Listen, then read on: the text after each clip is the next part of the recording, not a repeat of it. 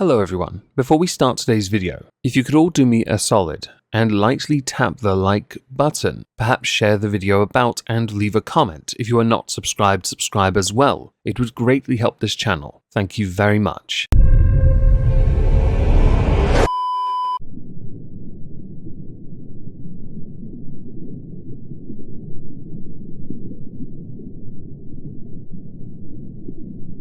Well, isn't this just fantastic? Captain's Log, Subdates 221101.4. I have docked with the Arcadia and have all available scutterbox, cleaning the boat in preparation for the magnificently malevolent month of Merry Meggy Moistmas. We don't do Thanksgiving here, and the shops are already selling Christmas crap anyway. Hello everyone, welcome back to another video. Today we're going to be covering something that was shared via Twitter that originated from TikTok that, well, is quite trashy. Incredibly trashy. If you go to places like the ER, for example, one of the last things you would expect is for somebody that is employed by the establishment you are at to record the audio of you suffering or visually of you suffering, with them looking either awkward and or doing nothing. If any of this applies to you, the person that may well have done this, you're probably in the wrong profession. And while it might seem clever, quirky, funny at the time, it invariably and inevitably will lead to severe backlash, especially if you've uploaded this to a place like TikTok. On YouTube we have certain standards and rules. We won't generally go after someone's employer, but I will admit there are many lines people will cross. When it comes to healthcare professions, no.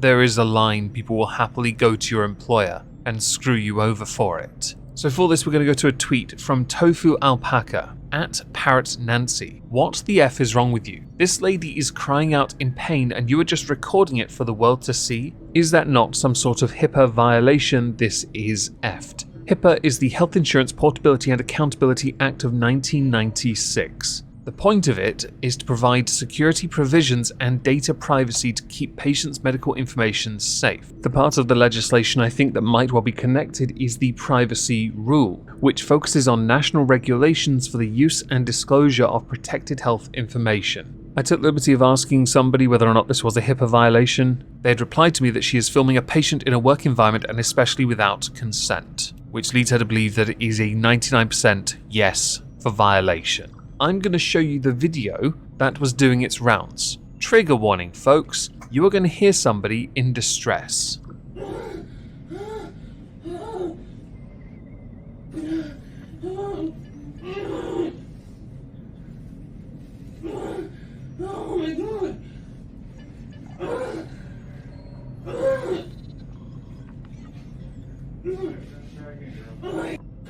I'm starting to understand why PiratesLoveRum, well, the account no longer exists on Twitter. But it's okay, the Twitter account was in fact archived. And on it, I couldn't help but notice that the Kia Ghost, or Nancy Parrot, Parrot Nancy, is somebody that avidly follows Hater Nation, Girl World, or whatever it is called these days. I really don't keep up with it that much, the community that is. And so thankfully with the Twitter account archived, we have other conspiracies concerning foodie beauty predominantly, and other jokes focusing on palaces and mansions. Again, more current event jokes centering around Chantal. If you are somebody that works within the healthcare profession, you are supposed to and expected to lead by example when it comes to levels of professionalism. If you are unable to comply with that, then you should seek alternative employment. The reason why is because health is very important. I know, big shock. But if you are not there doing your job to the highest of standards, there is a risk someone could die. There is a risk someone could suffer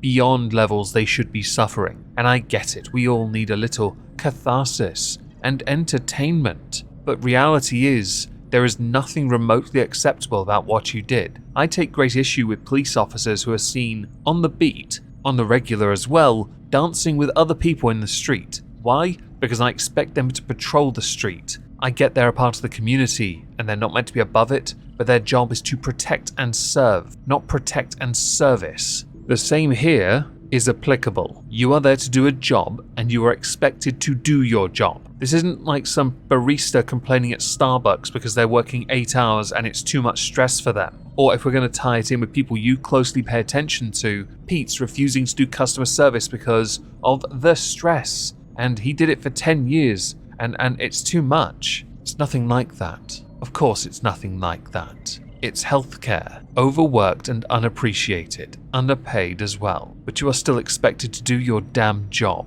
Now I mentioned this has done its rounds on TikTok as well because another user had replied to it, and I have in the past criticized TikTok for crossing the lines we on YouTube won't cross. Allow me to demonstrate that. You know, Nance, that's the same look I had when I watched your video, especially when I discovered the name badge that you posted on your very public Facebook that you're an ER technician at Salem Health Hospitals and Clinics in Oregon. Hey boo! So I went ahead and let them know that somebody claiming to work for them is very publicly mocking patients in pain in the emergency room. Maybe you can drive that new car you just bought this month to the unemployment office because you're about to lose your job, Nancy. So now I'm going to introduce some responses to this beyond that video. Yaba of the YouTube Underground. How many of us can remember our weak moments at the ER in pain? I can, and I'm sure I acted an entire fool. I couldn't imagine someone laughing and posting a video of that. Nancy, please don't come back. Log off and learn from this. Seek help and not attention. And that's another point, a very important point. The dignity of the individual. We don't know who that person is, and that's good. But you've still taken them at their weakest, and you've shared it, which is completely unacceptable. I hope you, Nancy, see this, by the way. And I know someone might now say because she has a channel I might be punching down. No, I'm holding everyone to the same standard. I don't care how big or small you are. We all have work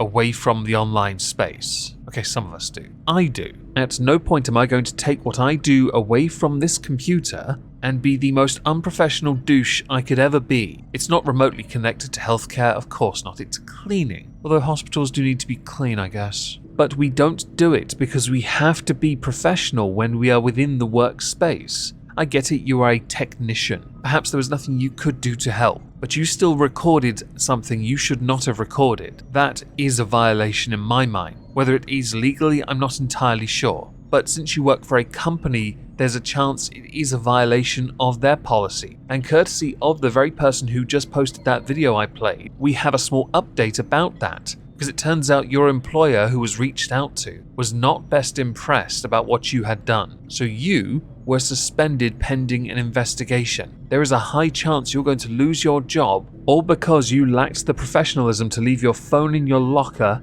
and if you have to have it on you, not put it out of your pocket to record something you should not have recorded. No one cares what the context of the patient is, by the way. We have no reason to care. We care that the patient's dignity was violated by you, and that is a big problem. When people talk about healthcare, I mention overworked, underpaid, unappreciated. The other side of that is there are people who work within it that take advantage of their patients, either for their own amusement, for clout, or to make money out of it. One of those is applicable to you, and that is not good. Should you be working within this field? Now, I firmly believe in final chances. One and only chances, really, actually. My first chance I'll give anyone is their last chance. Everyone deserves a chance to make right, or make amends. They do. Well and truly deserve that. Healthcare is a little trickier to navigate though, isn't it? Because how do you give a second chance for what you did?